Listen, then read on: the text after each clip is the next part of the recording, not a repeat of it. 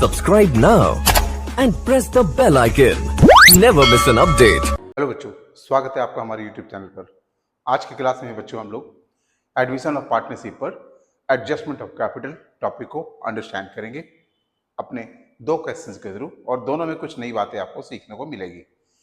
अभी तक आपने पहले वाले वीडियोस में देखा होगा कि हमने 2 टाइप्स ऑफ कैपिटल एडजस्टमेंट कैसे करे थे।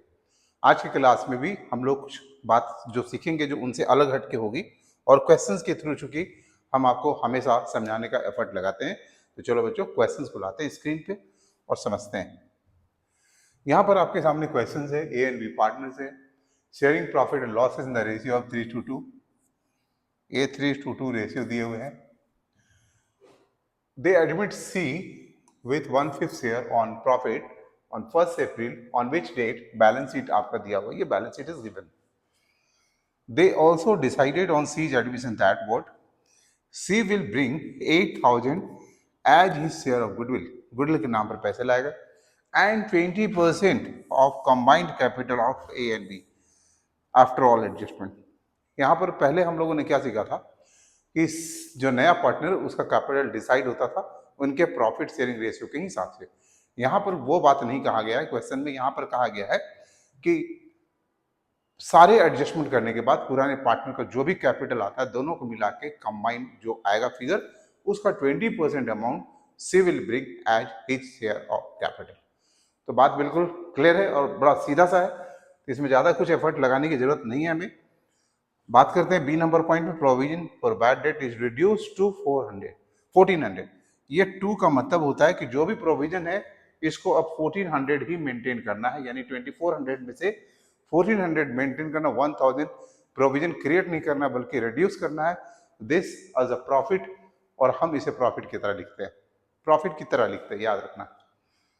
There is an old typewriter valued ₹2000 does not appear in the books of the firm, it is now decided to be recorded. पहले से हमारे पास 2000 वर्थ का टाइपराइटर है जैसे बुक्स में नहीं दिखाया गया है, और इसे अगर हम बुक में दिखलाएंगे तो असेट्स इंक्रीज हो जाएगा, और ये प्रॉफिट है तो हम इसे रिवैल्यूएशन के क्रेडिट में दिखाते हैं। The liability on workman compensation is determined at ₹3000। Liability increase होगा, this is a loss, and उसे हम रिवैल्यूएशन के डेबिट में दिखाएंगे। 3000 वहां दिखाया गया है।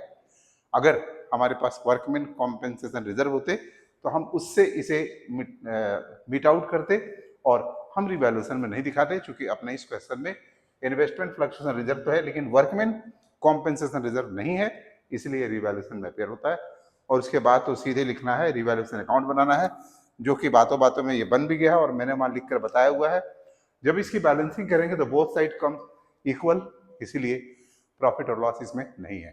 देयरआफ्टर हमारा काम होता है balance sheet partners capital account बनाने का। आपको पता है पार्टनर्स कैपिटल बनाते समय सबसे पहले कैपिटल बैलेंसेस को हम लोग लिखते हैं, सेकंड में हम लोग इन्वेस्टमेंट फ्लक्चुएशन रिजर्व और जनरल रिजर्व इन दोनों को ट्रांसफर कर देते हैं क्रेडिट साइड में, थर्ड में इस साइड में गुडविल है, पीएल अकाउंट होता, एडवर्टाइजमेंट सस्पेंस अकाउंट होता, उसे डेबिट में करते, तो इस ये दोनों क्रेडिट में जाएगा और ये डेबिट में जाएगा। देयर आफ्टर हम रिवैल्यूएशन का प्रॉफिट एंड लॉस को देखते हैं, जो कि है ही नहीं अपने इस क्वेश्चन में। देयर आफ्टर बाई कैश लिखते हैं, नया पार्टनर कितना कैश लाएगा, जो कि अभी डिसाइडेड नहीं है, और उसके बाद प्रीमियम फॉर गुडविल लिखते हैं, जो कि यहाँ पर 8000 दिया हुआ है, ये भी क्रेडिट साइड में जाएगा बाई प्रीमियम फॉर गुडविल, और ये 3:2 sacrificing ratio under this question यही है, तो इसे हम 3:2 में क्रेडिट साइड में लिखेंगे। और इतनी बातें मैंने पहले से लिख कर रखी है, सिर्फ एडजस्टमेंट वाली बात को समझाना है।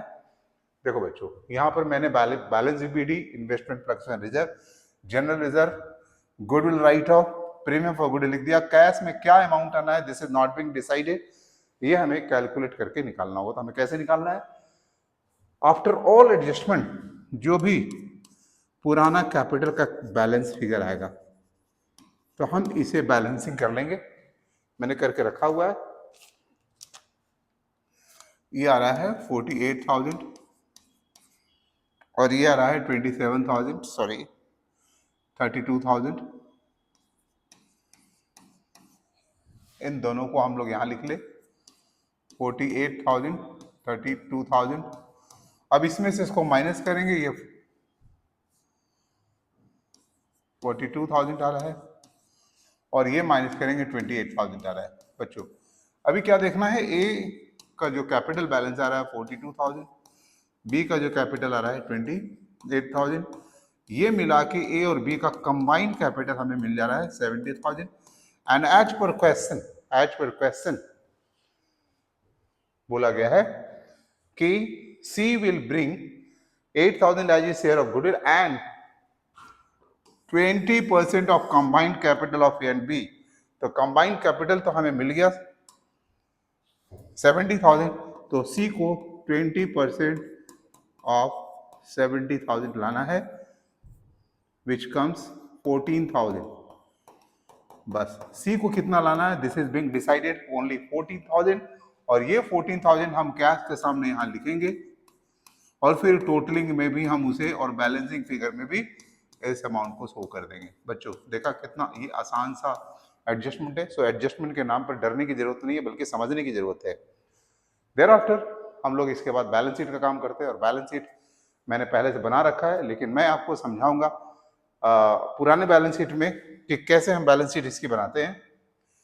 सबसे पहले बच्चों बैलेंस शीट बनाते समय कैश में हम 4600 का बैलेंस ओल्ड है, उसके बाद जो नया पार्टनर कैश ला रहा है ये अभी हमने निकाला है 14,000 प्लस 8,000, तो ये इन सब की टोटल जो है 26,600 ये कैश का अमाउंट होगा, जो कि मैंने पहले से करके यहां पर रखा हुआ है 26,600। ठीक है, बाद में इधर बात करते हैं। प्रोविजन जब अब घट के 1400 हो गया है, तो इसे हमें 1400 दिखाना है, माइनस करना है, और यहाँ पर जो फिगर आएगा वो 22,600 आएगा। स्टॉक में there is no changes, same figure will appear. Furniture and fixture ये भी एज इट इज अपीयर होगा।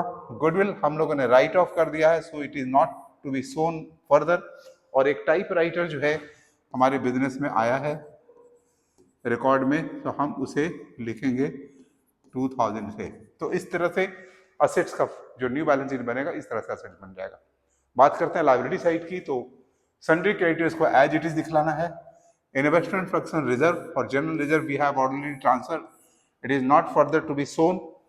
हाँ, लायबिलिटीज ऑन वर्कमैन कॉम्पेंसेशन है, तो उसे हम शो करेंगे लायबिलिटीज ऑन वर्कमैन कॉम्पेंसेशन 3000, और कैपिटल बैलेंस ए बी और सी ये तीनों का लिखा जाएगा, जो कि कैपिटल बैलेंस आपका यहां पर आया है उसे, और देखो यही फिगर यहां लिखा हुआ है। तो बच्चों इस तरह से आप इसकी एक बार स्क्रीनशॉट कर लो और फिर इसकी वाली भी कर लो।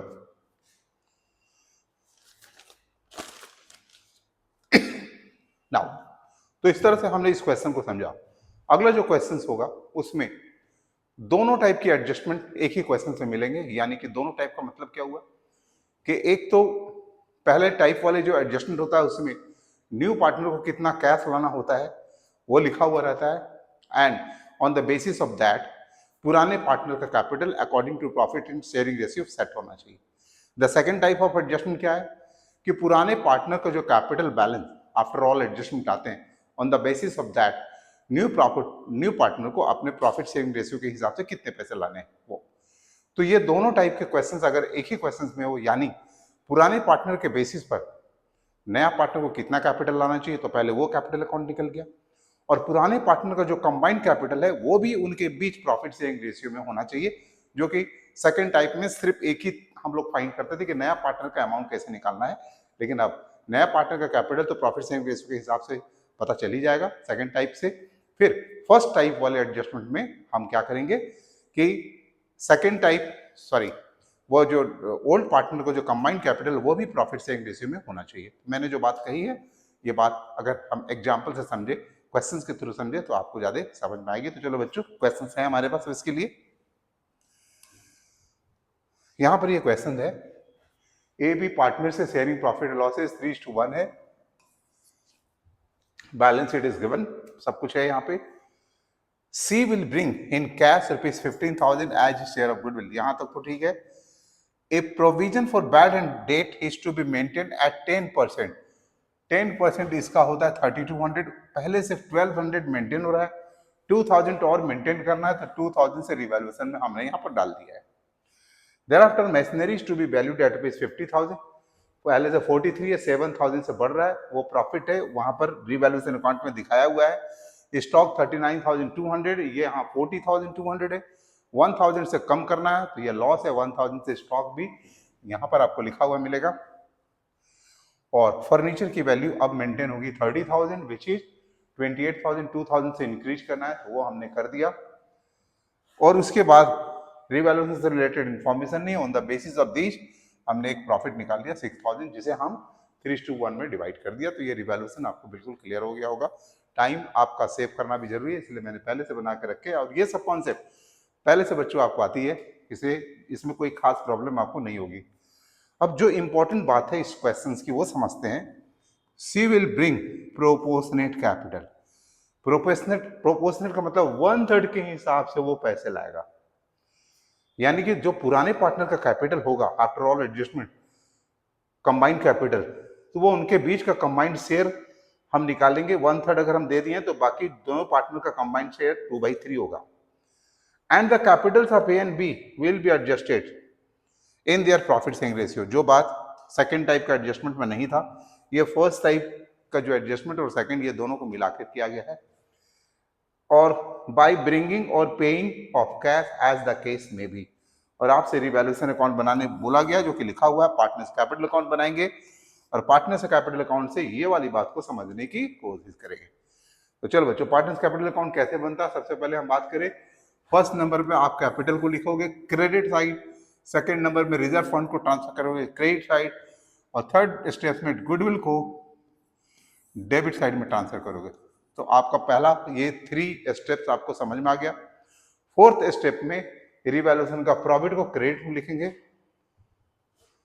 फिफ्थ में बाई कैश लिखेंगे, लेकिन नया पार्टनर का कैपिटल तो निकला नहीं है, अभी हम बाई कैश करके फॉर्मेट में लिख दिए, आपके सामने करके दिखाएंगे। फिर बाई प्रीमियम फॉर गुडविल में 15,000 को 3:1, यही इसका सैक्रिफाइसिंग रेशियो है। तो 11,250 एंड 3,750 से हमने यहां करके लिखा हुआ है पहले से। इसके बाद बच्चों हम लोग क्या करते थे, आपको पता है, न्यू पार्टनर का कैपिटल निकालने के लिए पहले इनकी टोटलिंग करते थे और यहाँ बैलेंसिंग फिगर लिखते थे, और इनकी टोटल से फिर हम निकालते थे इनका। लेकिन वही सेम चीज करके हमें उसके कैपिटल निकालने जरूर है, लेकिन ये बैलेंसिंग अमाउंट इनके बीच में भी 3:1 में होना चाहिए, जो उनका रेशियो बीच का। तो ये एक नई बात है जो दोनों एडजस्टमेंट को मिलाकर बनी गई है। तो चलो हम इसे करते हैं। यहां पर लिखने से पहले यहां वाली अमाउंट को हम अलग से कैलकुलेट करके निकालते हैं यहां पर। तो पहले हमने करके रखा हुआ है। पहले बच्चों हम लोग क्या करेंगे, इस साइड की टोटलिंग करेंगे।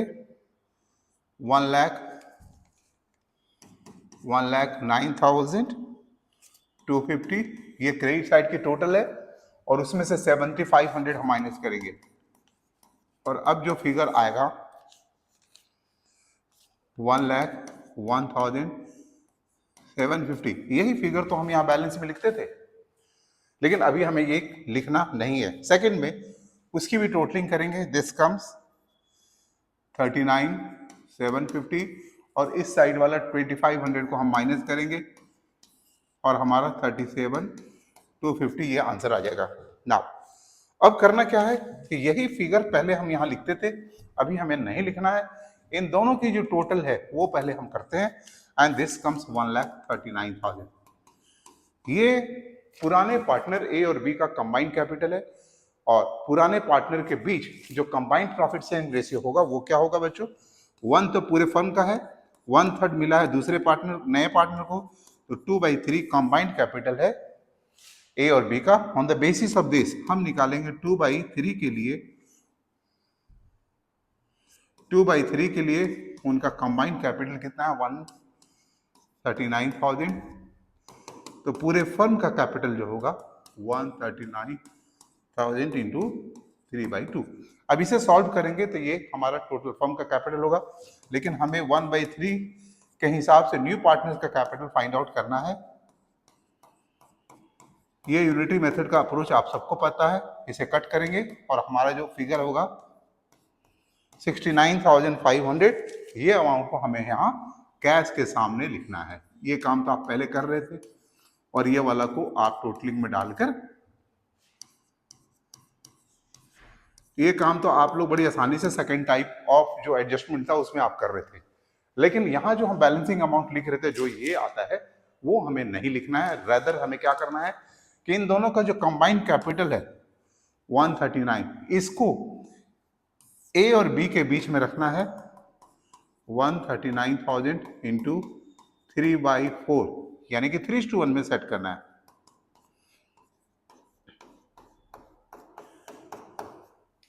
और ये अमाउंट जो निकल कर आता है 1,04,250 34,750। बच्चों इन लोगों का जो कंबाइंड कैपिटल आपस में मिलाने के बाद में हम उसे जब 3:1 में डिवाइड करेंगे तो किसी का कुछ पैसे ज्यादा आ जाएगा कैपिटल बैलेंस और किसी का कम आ जाएगा, और वो हमेशा इक्वल अमाउंट ही आएगा।